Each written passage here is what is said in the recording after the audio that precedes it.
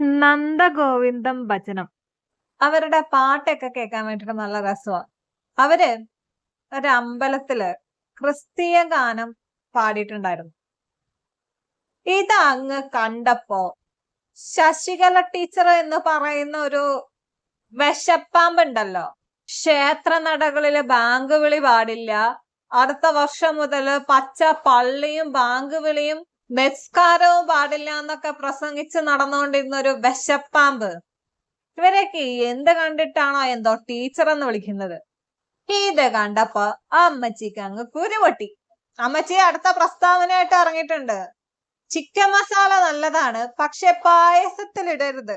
ക്ഷേത്രത്തിൽ ക്രിസ്തീയ ഭക്തിഗാനം ആലപിച്ചതിൽ നന്ദഗോവിന്ദം ഭജൻസിനെതിരെ KP ശശികല. നിങ്ങൾ എന്നാ ആദ്യം ഒരു കാര്യം ചെയ്യണം, ഹരിവരാസനം പാട്ടറിയാവോ, അതെടുത്ത് അങ്ങ് കളയണം. കാരണം അത് പാടിയത് ഒരു ക്രിസ്തീയ മനുഷ്യനാ. നിങ്ങൾ ആദ്യം അതെടുത്ത് അങ്ങ് കള, എന്നിട്ട് ബാക്കി അങ്ങോട്ട് പ്രസംഗിക്ക്. LKG തൊട്ട് പഠിച്ചത് നമ്മുടെ പള്ളി സ്കൂളിലാണ്, നമ്മുടെ ഹോളി ഫാമിലി സ്കൂളിലാണ്. അപ്പം ഇവിടെ എല്ലാവർക്കും അറിയായിരിക്കും, നമ്മുടെ എന്റെ കുറെ സുഹൃത്തുക്കളൊക്കെ ഇവിടെ ഉണ്ട്. നമ്മളുടെ ഈ ഭജന നടക്കുമ്പോൾ ഇത്രയും തിരക്ക് വരുന്ന അറിഞ്ഞിട്ട് നമുക്ക് വേണ്ടി പാർക്കിംഗ് സൗകര്യങ്ങൾ എല്ലാവർക്കും തരുന്ന അവിടുത്തെ പള്ളി ഗ്രൗണ്ടിലാണ്. ദേശവിളക്ക് എന്നുള്ള നമുക്ക് അടുത്ത ദിവസം ഉണ്ട് ദേശവിളക്ക്. അപ്പൊ ദേശവിളക്കിന് അവിടെ നടക്കുന്ന സമയത്ത് ദേശം മുഴുവൻ വിളക്കുകളാണ്. ആ സമയത്ത് ഇവിടെ പള്ളിയിലും വിളക്കുകൾ എത്തിക്കാറുണ്ട്. അപ്പോ അങ്ങനെ പോകുന്നൊരു നാടാണ്. അപ്പൊ ഇപ്പോൾ ഈ ഒരു കാലഘട്ടത്തിൽ മതസൗഹാർദ്ദം എന്നൊക്കെ പറയുമ്പോൾ എന്തൊക്കെ പ്രശ്നം പോലെയൊക്കെ പല സ്ഥലങ്ങളിൽ ഞാൻ കമന്റുകളൊക്കെ ഉണ്ട്. പക്ഷെ അങ്ങനെയൊന്നും ഞങ്ങൾക്ക് അറിയത്തില്ലാത്ത കാലഘട്ടത്തിൽ ജീവിച്ച മനുഷ്യന്മാരാണ് ഞങ്ങൾ.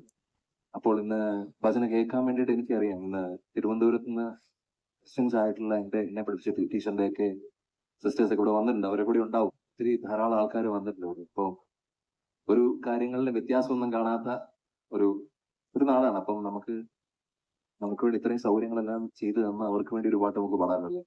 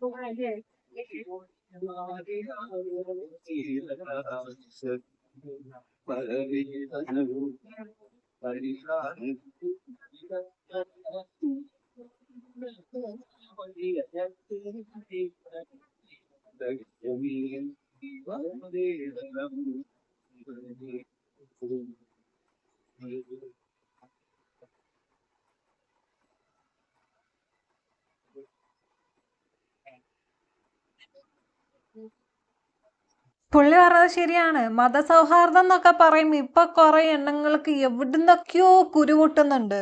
അറിയാൻ പാടില്ല എന്നിട്ട് ചോദിക്കുക, നീയൊക്കെ ജനിച്ച് വീണപ്പോഴേ മതവും കുത്തിപ്പൊഴുങ്ങിയാണോ ഇറങ്ങിയത്?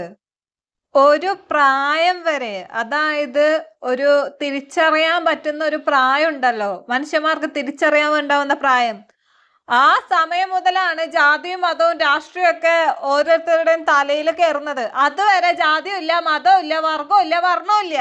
ആരൊക്കെ ഫ്രണ്ട്സ് ആയിട്ടുണ്ടോ അവരോടൊക്കെ പോയിരുന്ന് സംസാരിക്കുക, കളിക്കുക, നടക്കുക, ഇതൊക്കെ തന്നെയല്ലേ ചെയ്തേ. എന്ത് ഒരു തിരിച്ചറിയാനുള്ള പ്രായം വരുന്ന തീർന്ന് പിന്നെ ജാതിയായി, മതമായി, രാഷ്ട്രീയമായി, വർഗമായി, വർണ്ണമായി. കഷ്ടം. ഒരാവശ്യം വരുന്ന സമയത്ത്, ഒരാപത്ത് വരുന്ന സമയത്ത് ജാതിയും മതവും നോക്കിയിട്ടല്ല ഒരുത്തനും സഹായിക്കാൻ വരുന്നത്, മനുഷ്യത്വം വെച്ചിട്ടാ.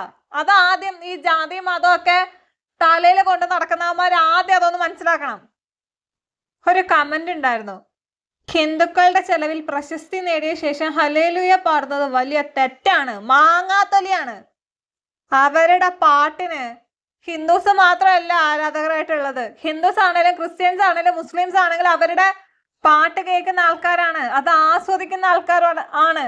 തന്നോട് ആരാടോ പറഞ്ഞത് ഹിന്ദുസ് മാത്രമേ അവരുടെ പാട്ട് കേൾക്കത്തുള്ളൂ, ഹിന്ദുസ് കാരണമാണ് അവർ വളർന്നത്, ഹിന്ദുസ് കാരണമാണ് അവരൊരു നിലയിലെത്തിയെന്നൊക്കെ താൻ കണ്ടായിരുന്നോ?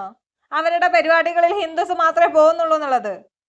അവര് ക്ഷേത്രത്തിൽ ക്രിസ്ത്യൻ പാട്ട് പാടിയതിന്റെ പേരിൽ തന്റെ തലയിൽ വല്ല ഇടുത്തി വീഴുന്നോ? അതോ രാവിലെ എണീച്ചപ്പോ സൂര്യൻ ഉദിച്ചില്ലേ? ഇപ്പോഴും താൻ രാത്രിയിലാണോ?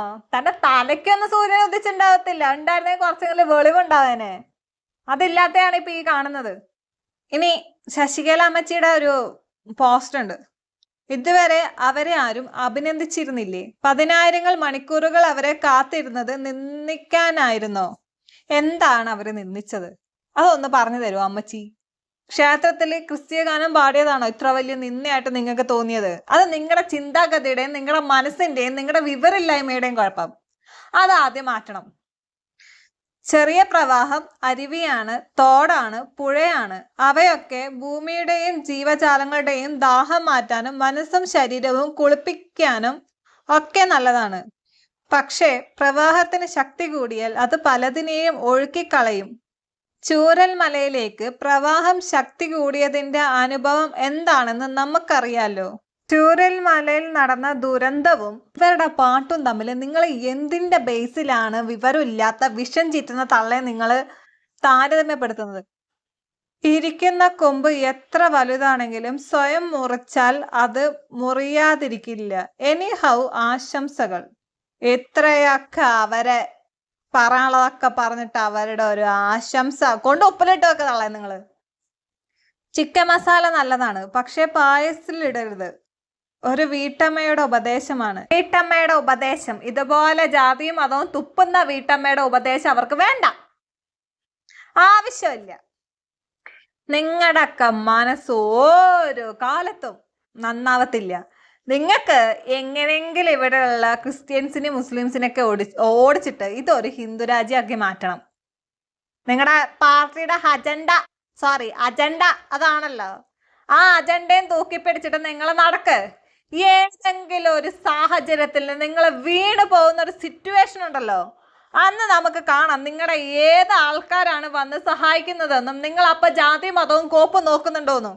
അതുവരെ നിങ്ങൾ ഇങ്ങനെ തളച്ചങ്ങ് നടക്ക്. ഈ കർമ്മ എന്ന് പറയുന്ന സാധനം മുമ്പൊക്കെ പിന്നെ ആയിരുന്നു, ഇപ്പൊ അപ്പ കൊടുക്കുന്നുണ്ട്. കിട്ടും നിങ്ങൾക്ക് ഇതിനൊക്കെ ഉള്ളത്. അന്ന് നിങ്ങൾ കരഞ്ഞ് നിലവിളിച്ച് ഓടുന്നതൊന്ന് കാണണം. നിങ്ങളെ പോലെയുള്ള കുറെ എണ്ണങ്ങളുണ്ട്. ജാതി മതം മറ്റേത് മറിച്ചത്. ഒരുത്തൻ ഉണ്ടായിരുന്നല്ലോ UP-ലോ സംതിങ്, ഏതോ ഒരുത്തൻ അങ്ങനെ പറഞ്ഞൊരു ഡയലോഗ് ഉണ്ട്. ഹിന്ദു പെൺകുട്ടികൾ മറ്റുള്ള ജാതിക്കാരുടെ മതക്കാരുടെ വീട്ടിലോട്ട് പോകുന്നുണ്ടെങ്കിൽ കുട്ടികളുടെ കാല് തല്ലി ഓടിക്കണം. അവന്റെ കുഞ്ഞമ്മയുടെ നായര് പെറ്റ് കിടപ്പുണ്ടായിട്ടാണോ എന്തോ. അതല്ലെങ്കിൽ അവന്റെ മോള് അല്ലെങ്കിൽ മോൻ ഏതെങ്കിലും അപ്പുറത്തുള്ള ജാതിക്കാരുടെ കൂടെ ഒളിച്ചോടി പോയ അതിന്റെ കുത്തിക്കഴപ്പ്. ഇതിലേതോ ഒന്ന് അങ്ങയുടെ പ്രശ്നം, അല്ലാണ്ട് അങ്ങേർക്ക് വേറെ പ്രശ്നമൊന്നും ഇല്ല. ഇങ്ങനെ കുറെ എണ്ണങ്ങളെ പൊട്ടി മുളച്ചങ്ങ് ഇറങ്ങിക്കോളും പണ്ടാരടങ്ങാനായിട്ട്. നന്നാവൂല. ഇതുപോലെയുള്ള വൃത്തികെട്ടവന്മാരുള്ളിടത്തോളം കാലം നമ്മുടെ രാജ്യം നന്നാവാൻ പോകുന്നില്ല. കേരളത്തില് വരെ ജാതി മതവും പുഴുങ്ങിയെടുക്കാൻ വേണ്ടിയിട്ട് ഇതുപോലെ കുറെ മൊയന്തുകളെ ഉണ്ടാക്കി വെച്ചിട്ടുണ്ട്. എന്റെ പൊന്നു ദൈവമേ, ഇതിനൊക്കെ ഒരു തിരിച്ചടി ഒന്ന് കൊടുക്കാവോ? അനുഭവത്തിൽ വരുമ്പോ ഇതുങ്ങളൊക്കെ ഇരുന്ന് കരയും. അതൊന്ന് കാണാനാ. അപ്പൊ ജാതി മതമൊന്നും പിടിച്ചോണ്ട് നടക്കത്തില്ല. ഒരാഗ്രഹം പ്രാർത്ഥിച്ചു പോവാ ഇതുപോലെയുള്ള അതുങ്ങളെ കാണുമ്പോ. അതുകൊണ്ടാ. ശരി, എന്നാ ഞാൻ പറഞ്ഞത് കൂടുതലായിട്ട് നിങ്ങൾക്ക് തോന്നുന്നുണ്ടെങ്കിൽ കുഴപ്പമില്ല, തോന്നട്ടെ. ഇതുപോലെയുള്ള അതുങ്ങളോടൊക്കെ ഇങ്ങനെയൊക്കെ സംസാരിക്കാനേ പറ്റത്തുള്ളൂ.